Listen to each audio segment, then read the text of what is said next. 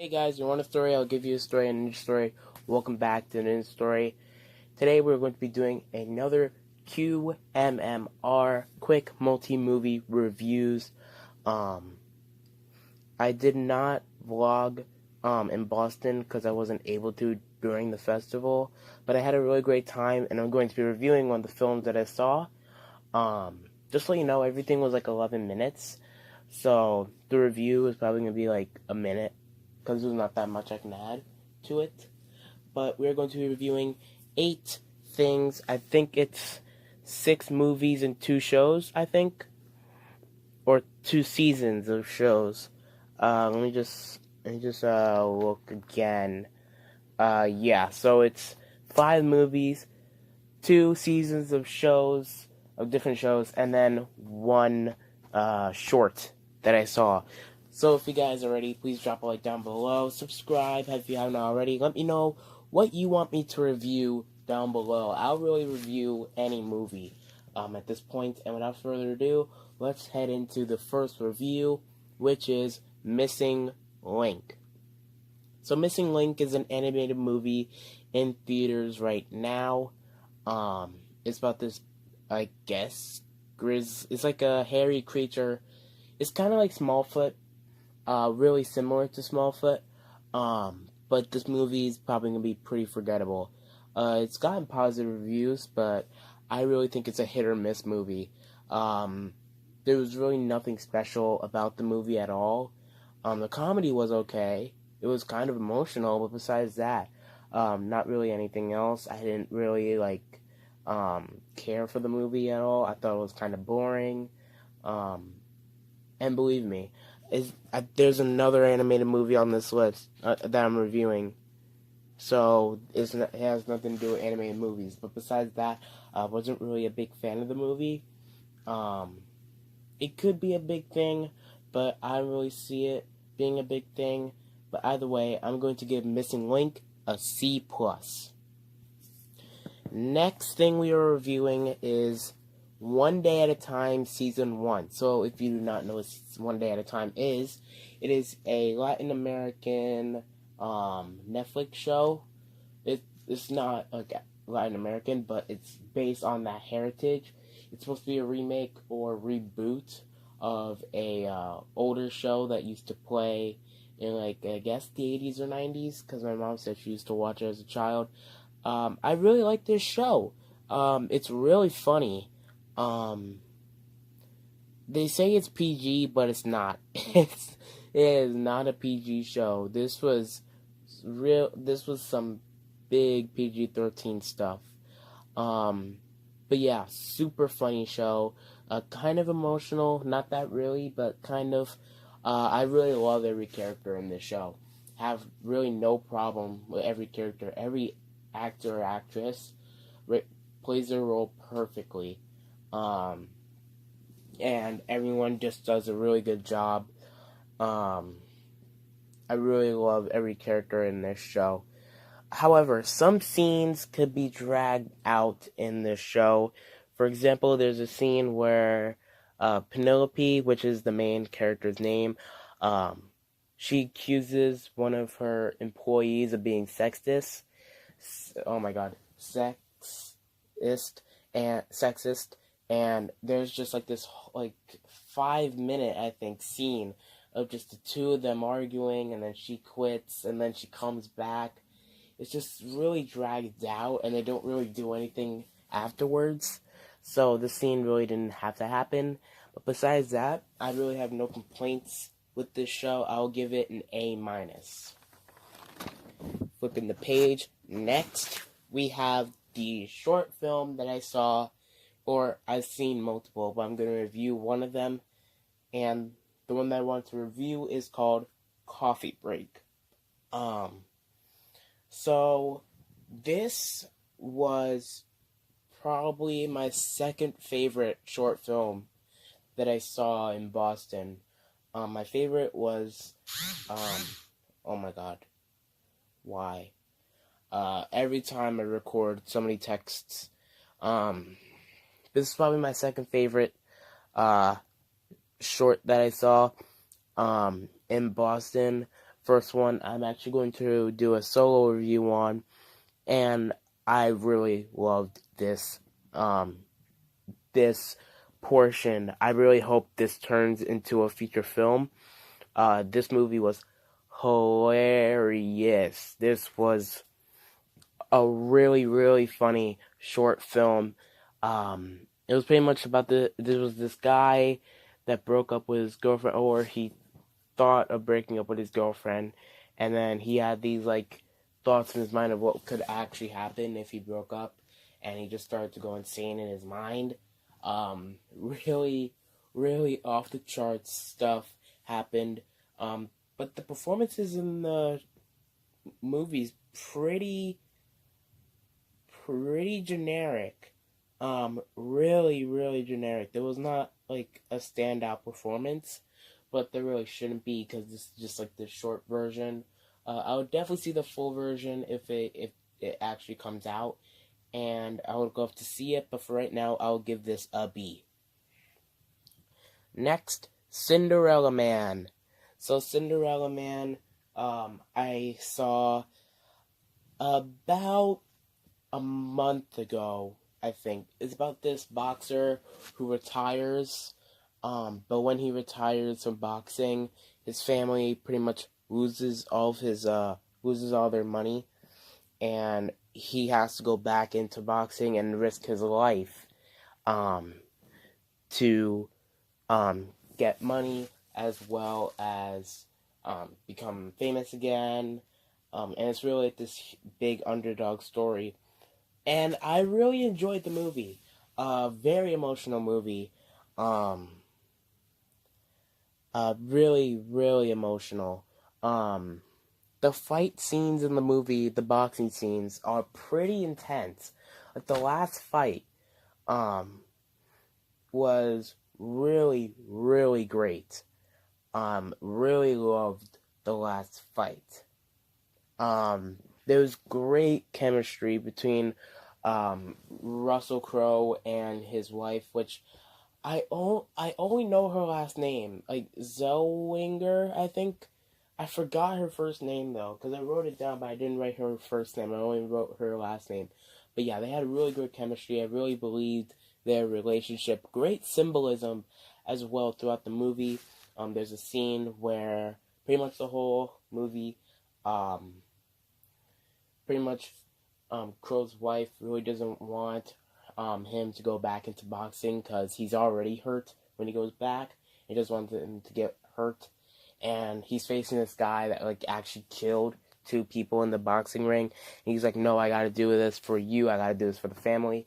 And there's this really great scene where Crow is going out. His wife is just wearing all black, symbolizing that she thinks she's going to be a widow, alone after the fight. And then he kisses 2 of his kids on the top of the head, on their forehead, but he shakes the hand of the oldest guy, or the oldest kid, because he wants him to be the man of the house. Just little stuff like that is so powerful to me, and I really love the symbolism. However, there are an overload of villains in the movie, and there's a few pieces of filler throughout the movie. However, this is a very good movie, and I'll give it a B. Next, A Bug's Life, a Pixar film that no one remembers. This is, without a doubt, the most forgettable Pixar film, maybe next to Brave. This was, oh my god. So, I rewatched the film last week, and if you saw my every Pixar film ranked, I think this was at the bottom of the list. But now rewatching it, it's still probably at the bottom of the list, or maybe in the bottom 3. However, it's not a bad film. It's funny at times, actually. There are a lot of jokes that miss completely, but there are a lot of jokes that land, and the jokes that land are actually really funny. Once again, this movie does not scream Pixar at all. I really don't see this as a Pixar movie, and it's really forgettable. but it's entertaining. It's boring but entertaining. It's insane but sane. It's not my favorite Pixar film at all. It's probably one of the. It's probably in the bottom three, but I kind of think it's should I say underrated or overhated? Because I don't see a lot of people hate on this movie, but the hate that it gets is pretty deserved. I would say I don't know how to really end this thing. So I'm just going to say that it's pretty forgettable, and I'm going to give A Bug's Life a C minus. All right, 3 more to go, and first up we have Goosebumps 2014. I want to say. If it is, that's been 5 years since it came out. It feels like yesterday. But really love this movie. Love this movie. I love Jack Black in the movie. This is this was like one of my personal favorites. So after rewatching it, it doesn't really, I guess, hold up. But Jack Black's performance is really, really good.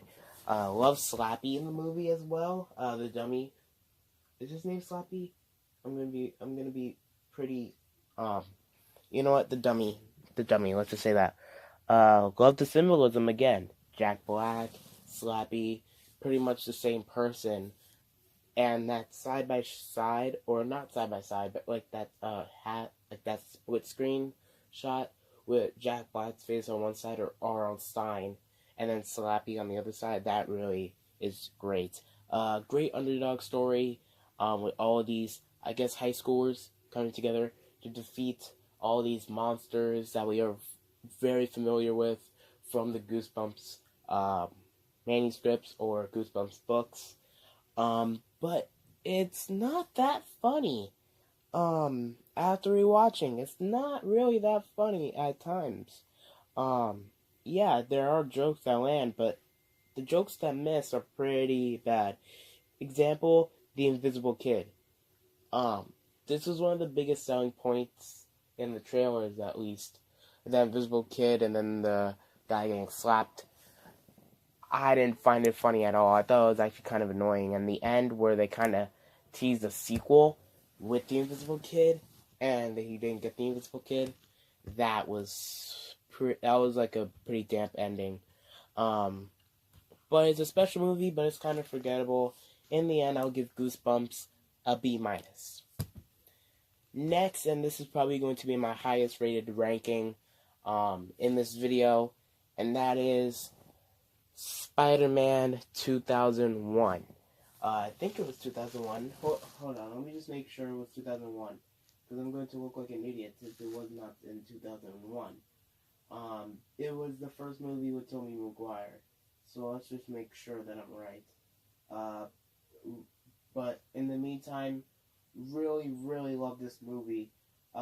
This is my second favorite. Oh wait, it was 2002. Never mind. But this is my second favorite Spider-Man movie. First one, of course, being Into the Spider-Verse. But, oh my god, I love this movie. This is a perfect underdog movie. Perfect underdog story. Love the plot of the movie. I love the relationship or the chemistry between Kirsten Dunst and Tobey Maguire. And I really feel like Tobey Maguire is the best Spider-Man. The best Spider-Man. Like, as Spider-Man himself, he's the best Spider-Man. But if we're just saying Peter Parker, then I think that Tom Holland is a better Peter Parker. And then Andrew Garfield is just bad at everything. But I really feel like Tobey Maguire is a better Spider-Man. Really heroic performance by him. He's really believable as Spider-Man and as Peter Parker, and he really understands the character. Every performance in the movie is really great. Perfect casting as well. Aunt May, Uncle Ben, their actors were fantastic. the Green Goblin, played by Willem Dafoe. That's probably the best performance as the main villain in any of the in any of the movies, in any of the Spider-Man movies ever. Perfect performance. Really great. James Franco as Harry, really great as well. Really, really love this movie. Please check it out if you haven't. And I'm going to give it... Actually, I want to add one more thing. The last fight at the end between Spider-Man and the Green Goblin, it's intense and bloody and very violent, but it's a really great scene and a really great scene, or a really great end scene to add to an amazing movie, and I'm going to give it an A. And finally, this is the thing that ended the first QMMR, and this is ending this one as well. Stranger Things 2, Season 2 of Stranger Things. Of course, the first one I did Season 1, now I'm doing Season 2. Finished the series, I think, like 3 weeks ago. Can't remember.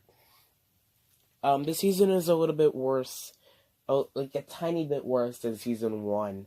And it's mainly down to one thing. And if you've seen the season, you know what I'm talking about. Episode 7, The Lost Sister. Definitely the worst Stranger Things episode we've gotten so far. Really, really, really, really bad episode. Did not need to happen. If you guys want to watch this show after me reviewing it, just skip over that episode. All you're going to miss is like some character development for 11 and some backstory, but it's pretty bad.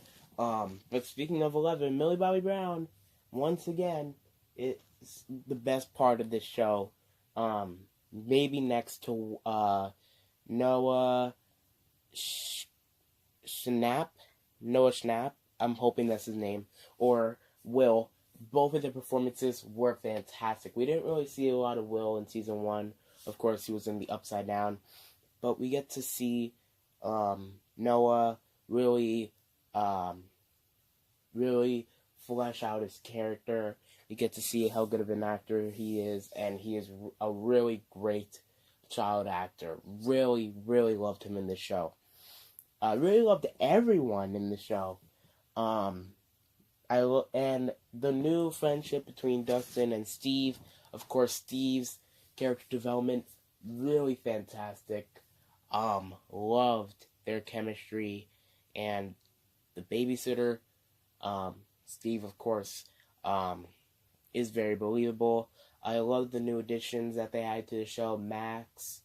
I know they added her brother, which I forgot his name. Every time I review something, I forget that person's name. Every time. But Bob, really great. And please watch the last 2 episodes of the show. Even if you don't want to watch the entire series, just please watch the last 2 episodes of the Season 2. The best episodes of Stranger Things, without a doubt, so far. But it is a little bit worse than Season 1. And The Lost Sister is really bad. So I have to give this season a B+. And I'm really excited for Season 3. Alright, so that was it. That is 8 stuff gone. Next video, oh my god, every time I record, so many texts. Next episode is probably going to be a cartoon episode. But thank you guys for watching. Leave a comment down below. Subscribe if you haven't already. I'll see you guys in the next video. Bye, guys.